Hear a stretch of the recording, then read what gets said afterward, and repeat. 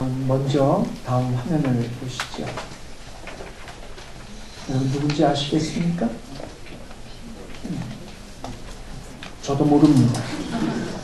다만 한국에서 가장 예쁘다는 평가를 받고 있는 연기자들을 얼굴들을 모아서 만들어서 합성을 했더니 저런 얼굴이 나왔습니다. 여러분 어떻습니까? 여러분 보시기에도 이쁩니까? 네. 대답 안 하는 분들은 자격지심이 대단한 분들. 객관적으로 봤을 때 저 정도면 미축에 속하지 않을까 생각이 됩니다. 여러분 그러면 다음 화면도 한번 보시죠. 누군지 아시겠어요? 역시 한국의 걸그룹에서 가장 예쁘다고 평가받는 여자 가수들 얼굴만 모아서 만들었더니 저런 얼굴이 나왔습니다. 제가 볼 때도 역시 이쁩니다. 근데 어느 날 식당에 갔는데 저 건너 테이블에 저 두 여자가 앉아서 밥을 먹고 있다고 가정을 해보십시다. 자 그러면 여자들이 그냥 밥 먹네 그러면서 아무렇지도 않게 내가 주문하고 열심히 밥만 먹고 나오겠습니까? 아마도 신준영 씨 그 노래 가사 미인이란 노래 아시죠? 한 번 보고 두 번 보고 자꾸만 보고 싶네. 예. 아마도 흘끔흘끔 밥 먹으면서도 쳐다보지 않겠습니까? 그러면 저 사람들이 만약에 실제의 사람이라고 가정을 했을 때 저 사람들과 결혼한 남자들은 어떨까요?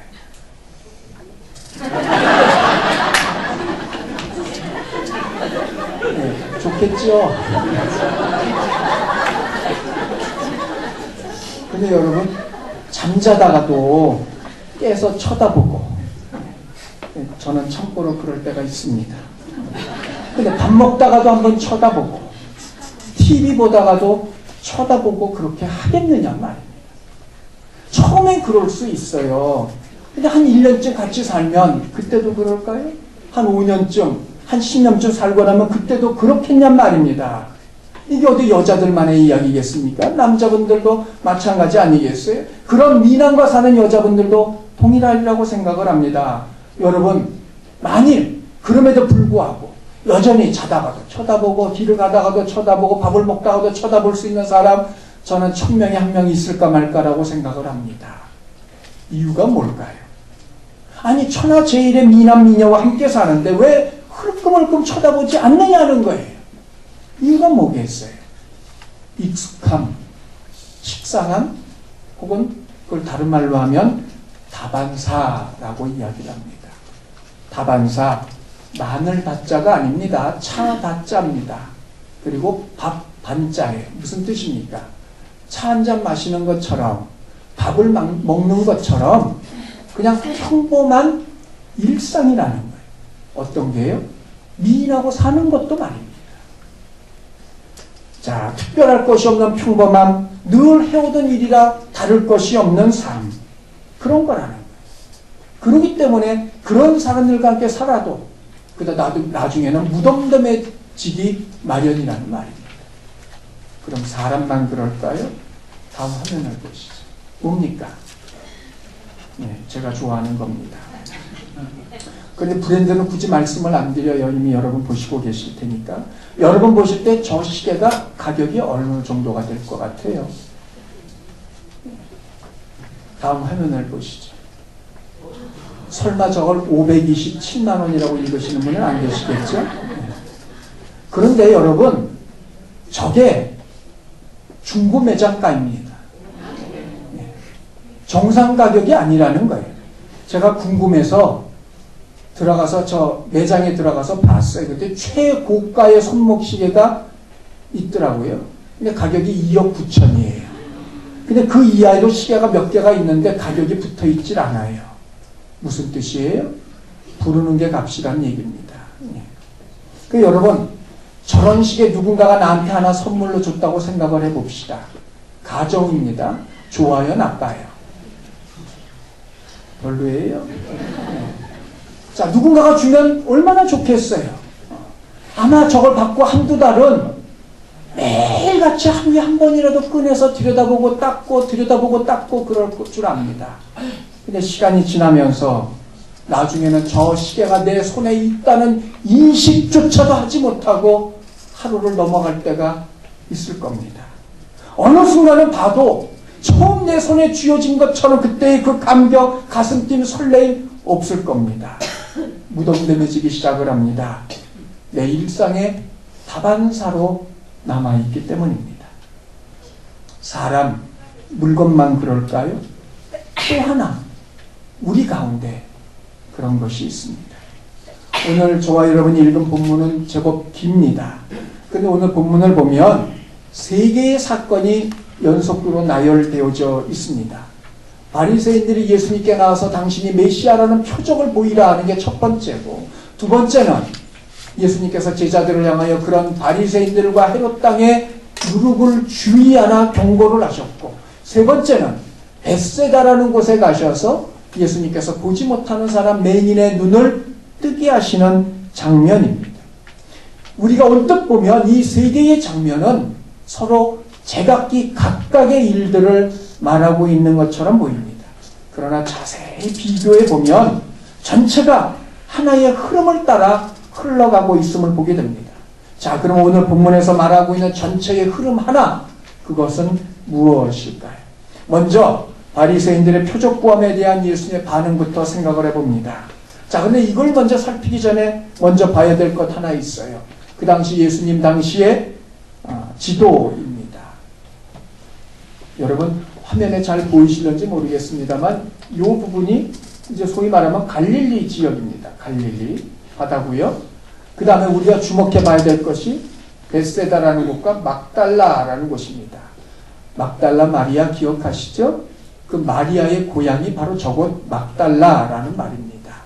자, 막달라를 다른 말로 하면, 다른 지명으로 하면 나중에 살펴보시겠습니다만 달마누다 혹은 마가단이라고 부르기도 합니다. 그곳이. 자, 그런데 7장 31절에 보면 예수님께서 두로에서 수로보닉의 여인 시리아의 페니키아를 말합니다. 이방인이죠. 그 여인의 귀신 들린 자녀의 귀신 들림을 고쳐주셨어요. 그리고 거기서 나와서 다시 시돈으로 가셨다가 데가볼리를 지나서 갈릴리 호숫가로 오시게 됩니다. 그리고 거기서 이 본문 이전에 있었던 칠병이삼어, 떡 7개, 물고기 2-3마리로 남자만 4,000명을 먹이시는 기적을 행하셨어요. 그리고는 바로 배를 타시고 건너편으로 건너오고 계십니다. 오늘 본문 10절에 보니까 다시 달마누다, 아까 우리가 살펴보았던 그 막달라라는 곳으로 건너오셨어요. 문제는 이곳에 예수님이 도착하시자마자 바리새인들이 예수님을 나와서 맞이하고 있더라는 겁니다. 그런데 그건 환영이 아니었어요. 10절에 봤더니 신란하고 있다는 겁니다. 우리말로 하면 시비를 걸었다는 말입니다. 그럼 무슨 시비일까요? 하나의 하늘로부터 오는 표적을 나타내 보이라는 것이었어요. 무엇에 대해서요? 당신이 메시아라는 것에 대해서 하늘이 인정할 만한 표적을, 사인을, 증거를 보이라는 겁니다. 그런데 예수님께서는 이 달마누다, 이 막달라, 이 지역에 도착하시기 바로 직전에, 바리새인들로부터 그런 시비를 받으시기 바로 직전에 행하셨던 기적이 하나 있어요. 앞서 말씀드린 것처럼 물고기 7마리, 떡 7개, 물고기 2-3마리로 남자만 4,000명을 먹이신 그 기적이, 이것만이 아니 이 기적을 행하시기 조금 전에는 또 벳세다라는 곳에서 떡 5덩어리, 물고기 2마리로 남자만 5,000명을 먹이시는 그 기적을 행해 주셨어요. 옛날 김일성이 살아있을 때 북한에서는 김일성이 솔방울로 슈루탄을 만들고 낙엽을 타고 압록강을 건넜고 축지법을 사용을 했고 모래알로 흰쌀밥을 만들었다고 가르쳤던 때가 있습니다. 여러분, 우리는 이 말을 들으면서 이 말이 얼마나 허황된 거짓말이라는 걸 잘 알고 있습니다. 요즘은 자신들도 알고 있는지 그 이야기를 일절하고 있질 않아요. 그럼 여러분, 예수님께서 행하신 일들이 다 말짱 거짓입니까? 모래발로 흰쌀밥을 만들고 솥방울로 수유탄을 만드는 것처럼 그런 것 똑같이 떡 5개, 그걸 물고기 2마리로 남자만 5,000명 먹이고 떡 7개, 물고기 2-3마리로 남자만 4,000명 먹였다는 게 거기서 거긴 거짓말처럼 들려줄 수도 있어요. 세상의 사람들은 말입니다. 사람의 상식과 과학과 역사를 초월한 전무후무한 일이었기 때문에 그렇습니다. 그런데 그들은 믿지 않아도 적어도 우리는 믿습니다. 우리는 직접 보고 그 떡을 먹어보지 않고 들어보지 않았어도 우리는 믿습니다. 그러나 같은 시대에 살고 있던 바리새인들은 그걸 전혀 믿지 않았어요. 자, 보세요. 이 바리새인들 가운데는 아무래도 일부라도 예수님께서 그 오병이의 기적을 행하실 때, 7병 2-3호의 기적을 행하셨을 때 그들도 거기 있었던 사람들도 있었을 겁니다. 그들 역시 예수님이 떼어주는 그 떡을 자기 입으로 직접 씹어먹은 사람도 있었을 거예요. 직접 참가하지 못했다 할지라도 자기 가족으로부터 혹은 인척의 사람들로부터 주변 사람들로부터 그 이야기를 들었을 겁니다. 왜냐하면 그 시대 예수님 시대 갈릴리 주변에 살고 있는 사람의 인구의 수가 그렇게 많지 않았기 때문에 오병이어만 해도 보세요. 남자만 5,000명을 먹였어요. 그러면 여자와 아이들까지 치면 적어도 2만에서 2만 5천 명이 먹었다는 이야기입니다. 그 지역에 2만 5천 명의 사람이 살고 있다. 그 이야기는 거의 모든 사람이 다 모였다는 이야기 아니겠어요? 그럼 당연히 바리새인들 끼어 있을 수 있고 그 이야기를 분명히 들었을 겁니다. 그럼에도 불구하고 그들은 그걸 인정하지 않습니다. 바로 직전에 예수님께서 당신 자신들 눈앞에 나타나기 바로 직전에 그 기적을 행해 주셨음에도 불구하고 그들은 여전히 그것을 믿고 있지 않더라는 말입니다. 아니 왜요? 보았음에도 들었음에도 먹었음에도 부정하는 이유가 무엇입니까? 이에 대한 답을 찾기 전에 또 하나 먼저 생각할 것이 있습니다. 표적을 구하는 바리새인들을 떠나서 예수님께서 배를 타고 건너편, 그러니까 막달라에서 아까 보신 것처럼 막달라에서 벳세다로 건너가고 계십니다. 자, 건너는 도중에 예수님께서 제자들에게 한 가지 경고를 하십니다. 그 경고가 무엇입니까? 15절 보세요. 바리새인들의 누룩, 헤롯의 누룩을 주의하라. 누룩이 무엇입니까? 누룩은 유대인들에게 있어서 빵을 구울 때 부풀리기 위해서 밀가루 반죽 가운데 이렇게 약간 넣어두는 것이었어요. 넣어두고 일정 시간 시간이 지나면 그게 발효가 돼서 부풀어 오르고 그걸 빵으로 구워냈더라는 말입니다. 자, 이 바리새인들의 누락과 헤롯의 누룩에 대해서 그것이 무엇이냐 여러 가지 해석이 있을 수 있습니다.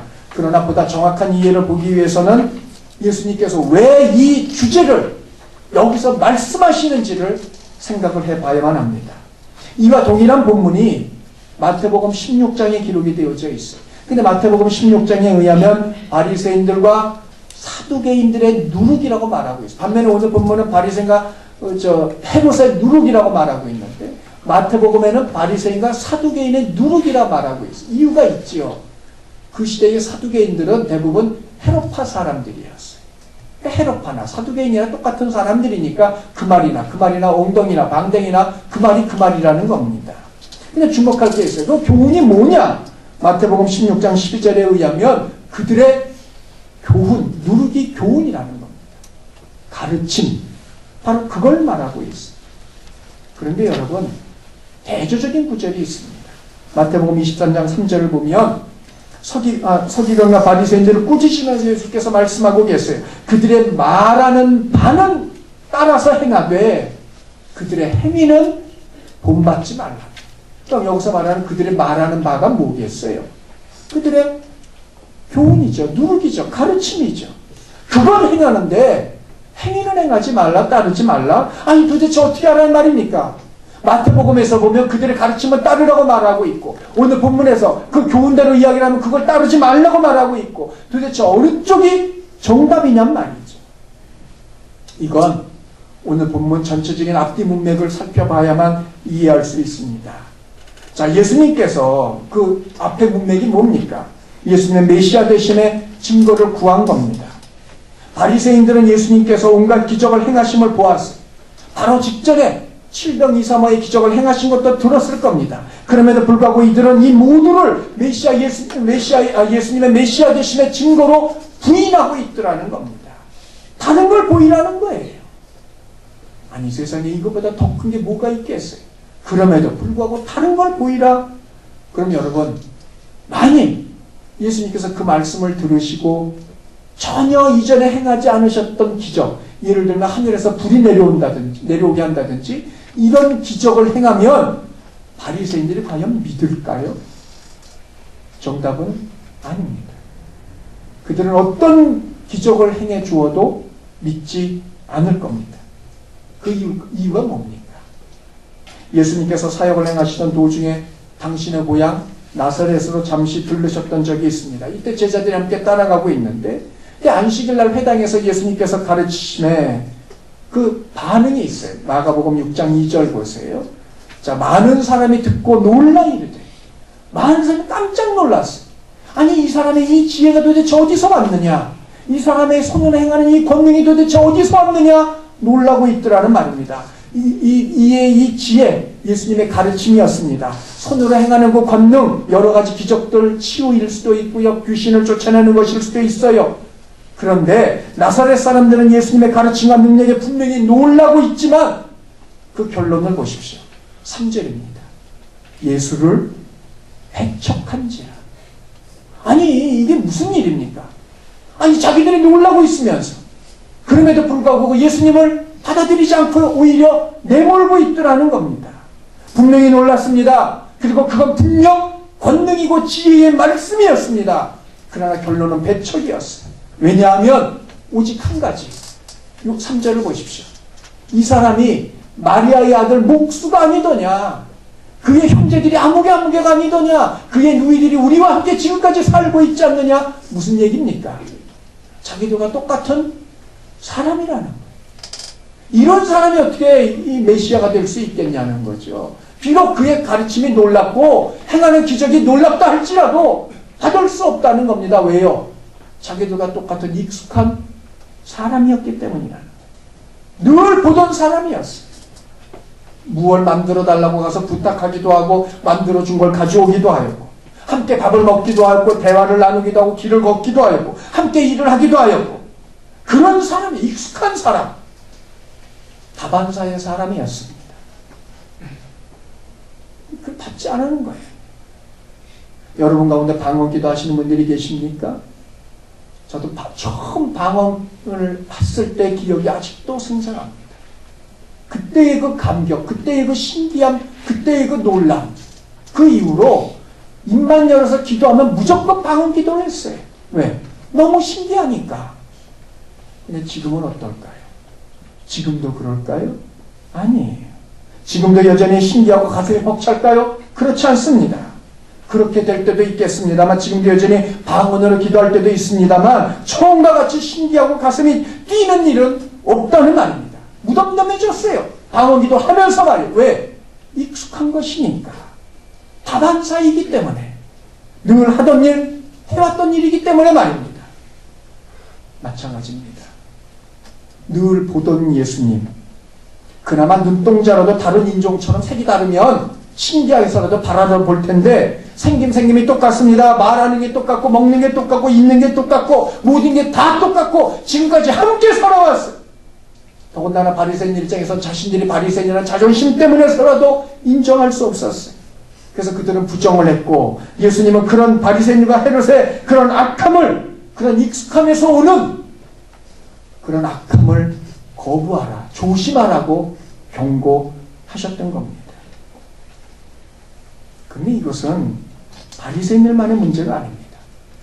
예수님께서 이 경고를 하시며 제자들이 뭐라고 자기들끼리 수군거립니까? 16절 다 함께 읽습니다. 시작. 제자들이 서로 수군거리기를 이는 우리에게 떡이 없음이로다 하거늘. 무슨 말입니까? 예수님의 제자들은 예수의 말씀의 의미를 전혀 이해하지 못하고 있다는 겁니다. 7병 2사모의 기적을 행해 주셨음에도 불구하고 이유가 무엇인지는 알 수 없지만 아마 혹시 예수님께서 재촉하셨는지도 모르겠어요. 어쨌든 그들은 떡 가져오는 걸 까마득하게 잊어버리고 그냥 몸만 배에 실었어요. 그리고 건너오는 도중에 예수님께서 말씀하십니다. 바리새인들의 누룩을 조심하라. 그제서야 그들이 떡이 없음을 깨달았어요. 아, 우리에게 떡이 없구나, 떡을 가져오지 않았구나. 그래서 예수님께서 우리를 향하여 저 책망을 하고 계시는구나 라고 생각을 했다는 말입니다. 예수님은 그런 의미가 아님에도 불구하고 앞서 살핀 것처럼 예수님은 바리새인들의 그 악한 마음, 스스로 마음을 돌같이 만들어버린 그것을 조심하라고 경고를 하고 계심에도 정작 제자들은 자신들이 가져오는 떡 생각만 하고 있더라는 겁니다. 떡을 가져오지 않았으니 예수님께서 저 말씀을 하신다 그거지요. 이에 예수님께서 책망하십니다. 17절 보십시오. 너희가 아직도 알지 못하며 깨닫지 못하며 마음이 둔하더라. 우리말로 옮기면 이런 이야기입니다. 아이고 이 답답한 사람들아, 그렇게 얘기를 해도 말귀를 못 알아듣느냐. 그러면서 예수님께서 한 가지 질문하시죠. 19절 20절 두 가지입니다. 첫째, 내가 떡 5개를 가지고 5,000명을 먹이고 난 다음에 몇 개를 거두었더냐.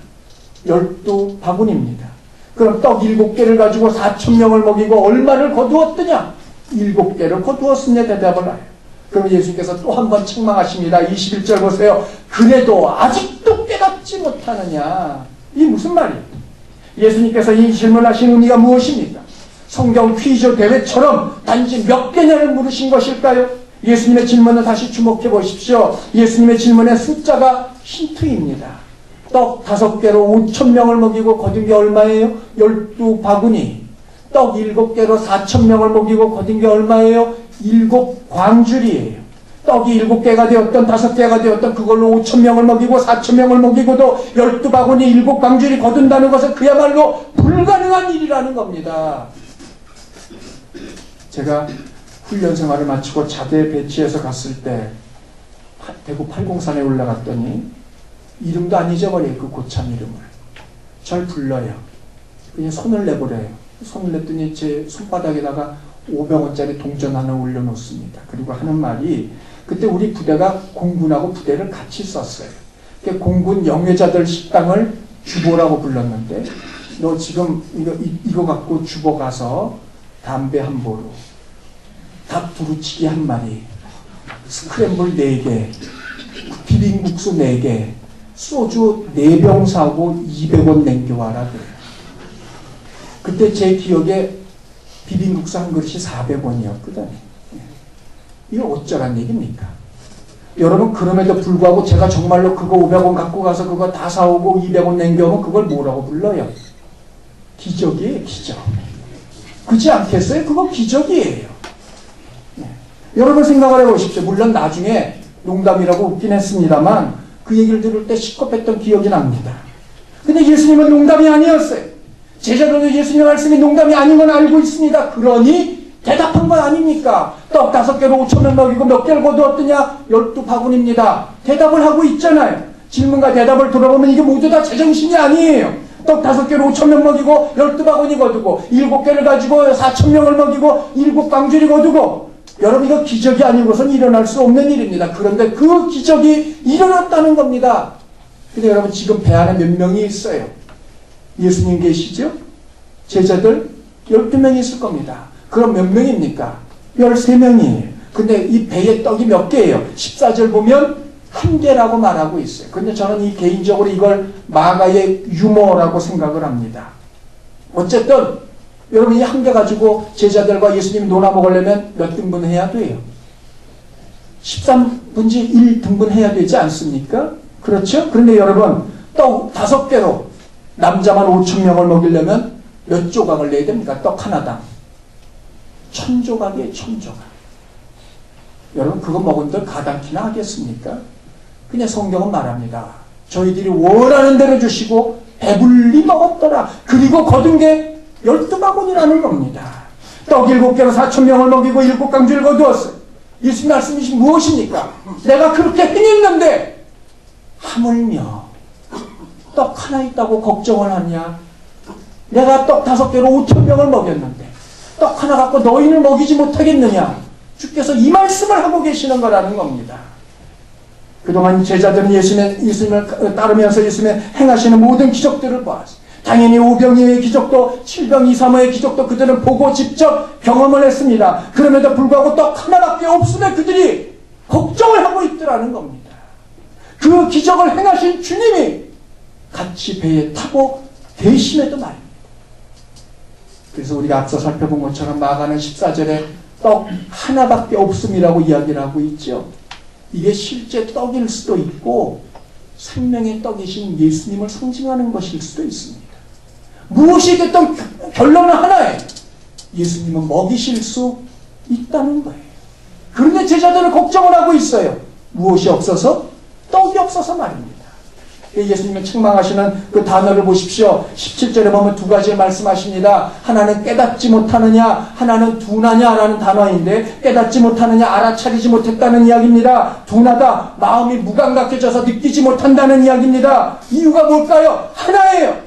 익숙함이 없기 때문입니다. 다반사. 예수님은 늘 기적을 행하시던 분이었어요. 새삼스럽게 없지요. 처음에 병자를 고치시자 눈이 휘둥그레졌는지 모르지만 계속해서 병자를 고치시니 당연한 일이에요. 예수님께 기적을 행하시는 것 처음에는 놀랄 일이지만 자꾸 기적을 행하시니까 평범한 일처럼 되어져 버렸어요. 다반사가 되어지고 말았다는 겁니다. 당연히 그 다반사를 자신의 삶에 적용을 하니 어떤 것도 하나님 안에서 기대가 없습니다. 그래서 떡이 없음에 걱정을 하고 있더라는 말입니다. 여러분 이거 누군가 닮지 않았습니까? 바로 바리새인들하고 똑같아요. 바리새인들이나 예수님의 제자들이나 똑같습니다. 이유는 하나, 신앙의 다반사이기 때문입니다. 여러분 예배 때마다 감격하십니까? 찬양을 드릴 때마다 기쁘십니까? 기도를 드릴 때마다 확신을 가지십니까? 그렇지 않은 이유가 무엇일까요? 우리는 어떠합니까? 지난 주일 여러분도 아시겠습니다만 제가 오전 예배만 마치고 점심도 못 먹고 바로 집으로 들어갔어요. 오후 예배도 못하고 몸이 너무 아파서입니다. 들어가 쉬었는데 얼마나 잠을 잤을까요? 목이 말라서 일어나는데 순간 띵동 하고 카톡 누군가가 보낸 소리가 들려요. 몸이 안 좋으니까 나중에 볼까 그러다가 그냥 일어난 김에 열어봤어요. 필리핀에서 사역하고 있는 신승철 선교사님이 제게 보내준 그 카톡 내용인데, 내용인즉슨 1885년 언더우드 선교사가 부활절 아침에 한국에 배를 타고 도착을 해서 내리면서 드렸던 그 기도문이었어요. 내용은 이렇습니다. 주여, 지금은 아무것도 보이지 않습니다. 주님, 메마르고 가난한 땅, 나무 한 그루 시원하게 자라오르지 못하고 있는 땅에 저희들을 옮겨와 심으셨습니다. 그 넓은 태평양을 어떻게 건너왔는지 그 사실 자체가 기적입니다. 주께서 붙잡아 뚝 떨어뜨려 놓으신 듯한 이곳, 지금은 아무것도 보이지 않습니다. 보이는 것은 고집스럽게 얼룩진 어둠뿐입니다. 어둠과 가난한 인습에 묶여있는 조선 사람뿐입니다.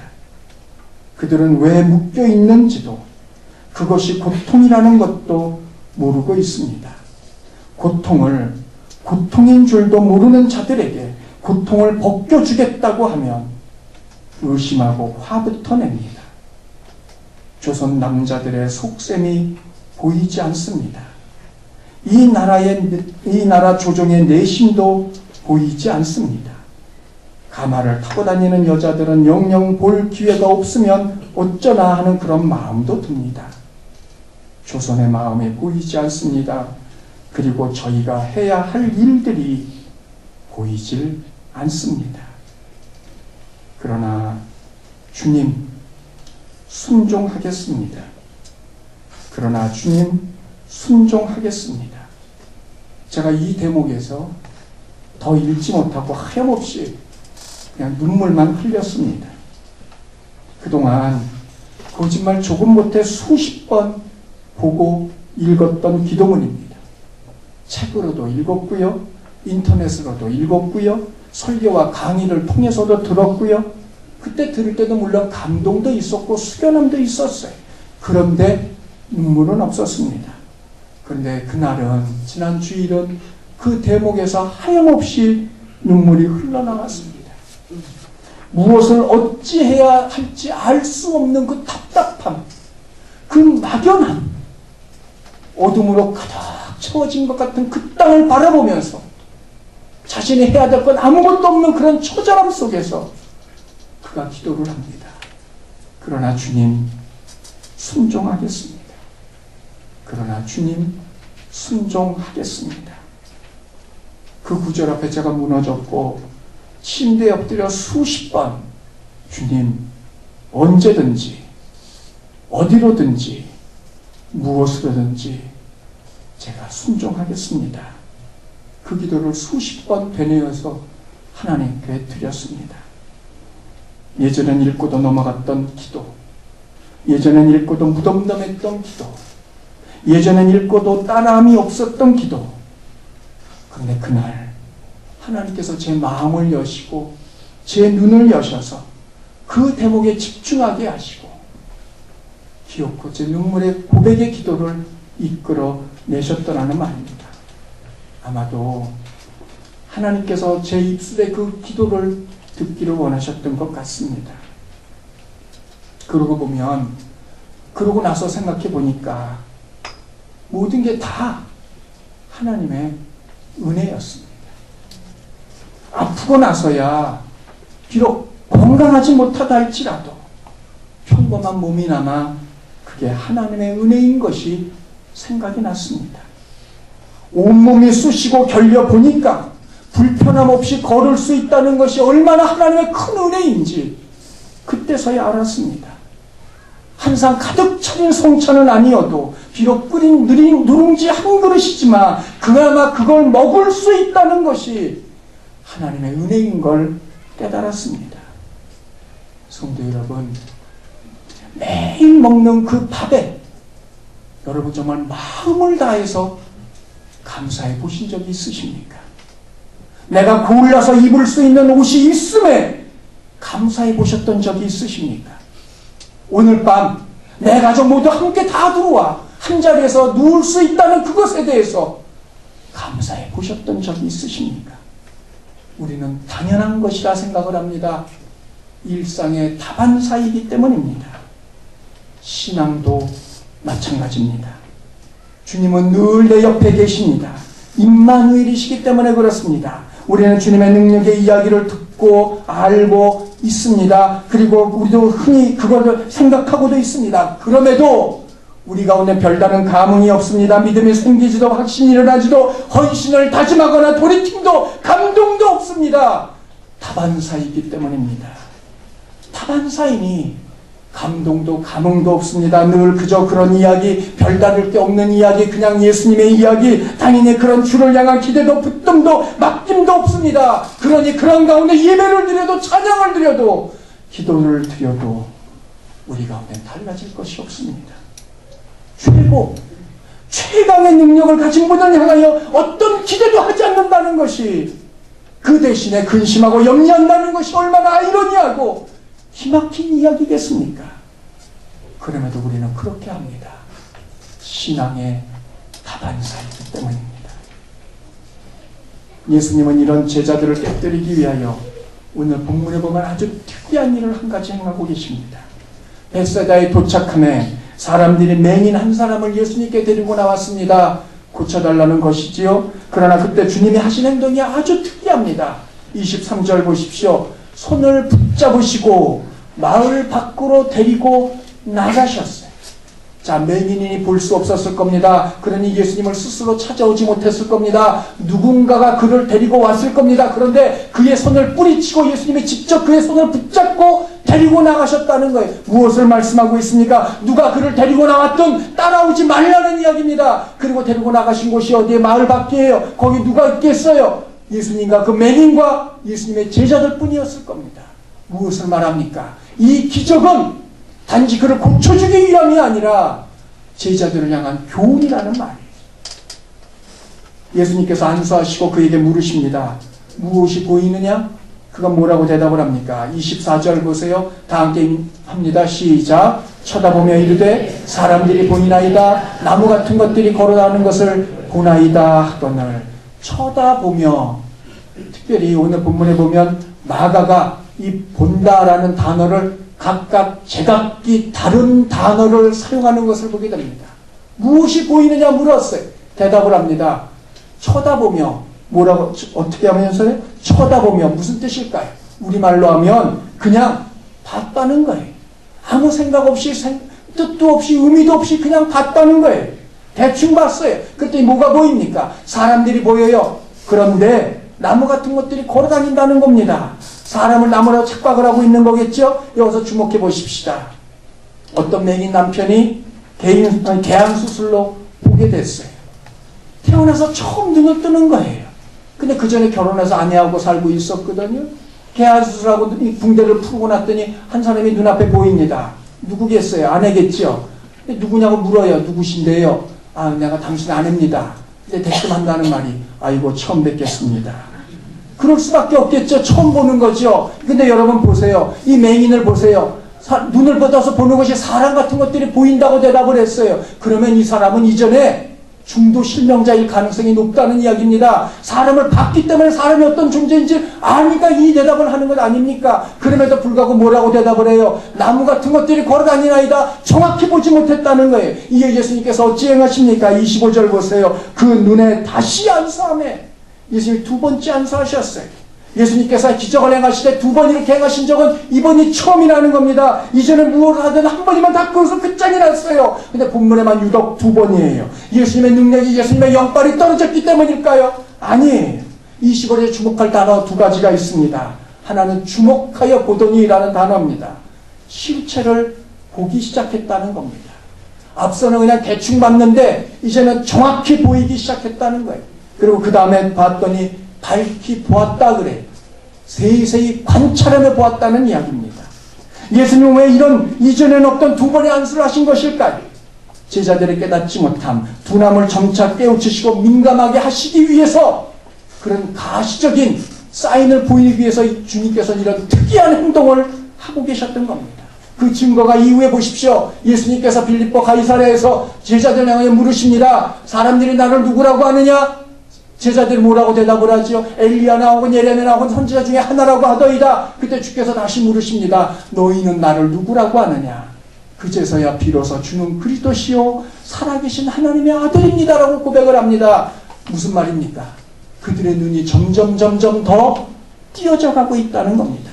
이제까지는 제자들일지라도 예수님이 누구신지 정확히 알지 못했습니다. 기적을 일으키셔도 기적을 보이셔도 잘 몰랐습니다. 다반사라고 생각했기 때문입니다. 그래서 무디어져 갔습니다. 그런데 이제는 깨닫기 시작을 합니다. 민감해지기 시작을 했어요. 그래서 서서히 예수님이 누구신지 눈을 떠가고 있습니다. 신앙의 다반사에서 벗어나고 있다는 말입니다.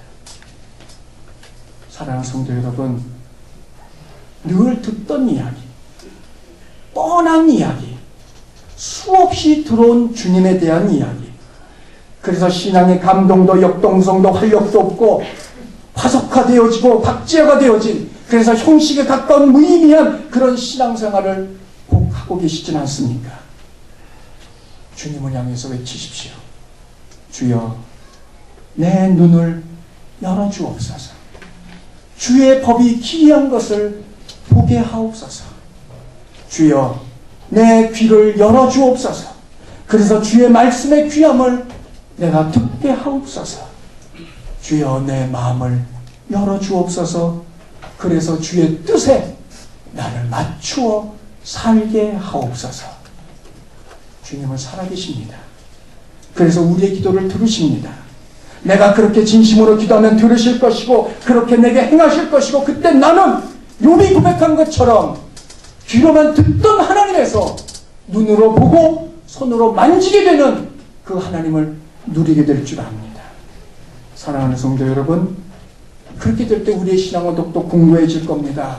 신앙의 다반사에서 벗어나 찬양 한 소절을 부려도 감동이 될 것이고, 하나님을 향한 기도를 드려도 확신이 있을 것이고, 주의 말씀을 들어도 하나님의 음성으로 받을 줄 압니다.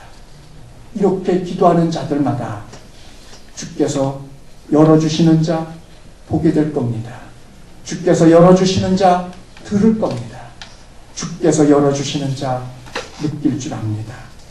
바라는 것은, 사랑하는 성도 여러분, 신앙의 다반사에서 벗어날 수 있는 길, 하나님을 향한 외침입니다. 눈을 열어주소서, 마음을 열어주소서, 내 귀를 열어주소서. 주께서 실제로 그렇게 지금도 행하고 계십니다. 아버지께 이렇게 기도할 때 하나님께서는 우리의 눈과 마음과 귀를 열어 보고 듣고 느끼므로 매일의 삶과 신앙이 다반사의 무감각이 아니라 기적이여 현장이요 은혜의 시간임을 깨닫게 하실 겁니다. 사랑하는 성도 여러분, 눈을 뜨시길 바랍니다. 마음을 열고 귀를 여시길 바랍니다. 그 주님을 향하여 나아가시길 바랍니다. 저와 여러분의 모든 삶이 기적의 현장이요 하나님의 은혜가 될 줄로 믿습니다. 그런 은혜가 가득하기를 축원합니다.